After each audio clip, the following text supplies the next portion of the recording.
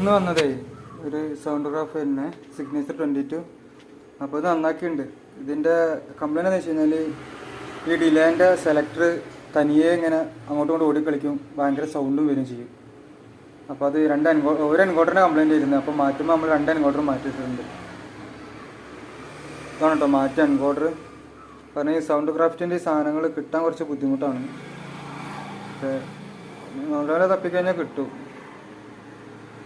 അപ്പോൾ ഇത് കിട്ടി നമ്മളിത് മാറ്റി ഇട്ടിട്ടുണ്ട്. പിന്നെ അതിൽ വേറെ കുറച്ച് എപ്പോഴും മിക്സർ അഴിക്കുമ്പോൾ ചെയ്യണ മാതിരി കുറച്ച് കപ്പാസിറ്ററുകൾ കംപ്ലൈൻറ്റ്. അപ്പോൾ ആക്സ് 1 കുഴപ്പമില്ല, 2, 3, 4, 5 ആക്സ് സെൻഡ് ചെയ്യണ സമയത്ത് ഭയങ്കര ഒച്ചപ്പാടായിരുന്നു. അപ്പോൾ അതിനുള്ള 5 ആക്സ് ഔട്ടിൻ്റെ 6 ഔട്ടുണ്ട് മൊത്തം, പക്ഷേ 5 എണ്ണം 5 മാറ്റിയപ്പോൾ മൊത്തം കപ്പാസിറ്റർ മാറ്റിയിട്ടുണ്ട്. ഇപ്പോൾ സാധനം റെഡിയാണ്.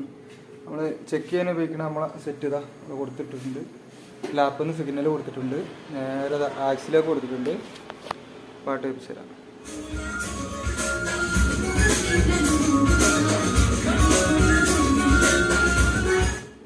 അപ്പോൾ അത് റെഡി ആയിട്ടുണ്ട്. അപ്പോൾ അടുത്ത വീഡിയോ തരാം. ഞാൻ കുറച്ചായി വീഡിയോകൾ ഇട്ടിട്ട്. അപ്പോൾ ഈ സൗണ്ട് ക്രാഫ്റ്റിന് ഈ കംപ്ലൈൻറ്റ് ഇടയ്ക്ക് വരുന്നതാട്ടോ. എന്താണെന്ന് വെച്ച് കഴിഞ്ഞാൽ ഈ സൗണ്ട് ക്രാഫ്റ്റ് ഓഫ് ചെയ്ത് ഓൺ ചെയ്യുമ്പോൾ മറ്റുള്ള മിക്സറുകളുമാതിരി ഇത് ഡിലേ സെലക്ട് ചെയ്ത് സേവ് ആയി നിൽക്കില്ല. ഡിലേ നമ്മൾ പിന്നീട് സെലക്ട് ചെയ്യണം. അപ്പോൾ എപ്പോഴും ഈ 2 സാധനം ഈ എൻകോഡർ നമുക്ക് യൂസിങ് വരും. അപ്പോൾ വരുന്ന കംപ്ലൈൻ്റ് ആണ് ഇത്. അപ്പോൾ നമ്മളത് മാറ്റി വിട്ടിട്ടുണ്ട് കേട്ടോ. ബൈ.